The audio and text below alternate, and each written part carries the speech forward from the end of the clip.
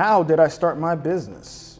Well, that's a fairly complicated question to answer. There's a lot of different steps and things that I needed to do in order to get my business to actually be a legal, recognized corporation.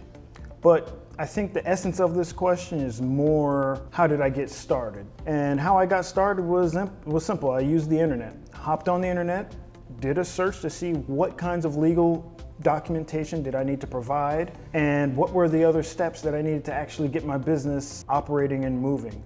I had to go and do research on what were other potential competitors or other service providers in the area doing the same thing. I also needed to do research on how to actually perform the service that I wanted to do and to do it safely. In future videos, I'll go over all of that, but that's way too much content to put into one simple question right here. What do I attribute to my success? That is a really good question. There's a lot of things. There's no one easy point to success that I found, at least.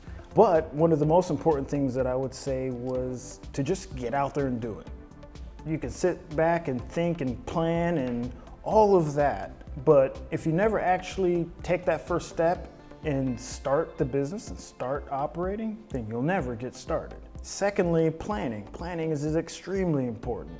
So you should go into starting a business with a plan.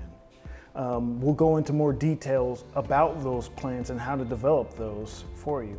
Third, you should be looking to learn from as many different sources as possible.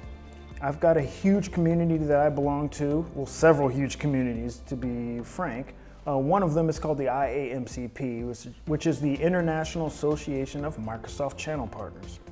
These are a bunch of large and small IT companies that have been in business a lot longer than myself, and they've been extremely helpful and influential in guiding me down some of these correct paths that I should be to make myself successful.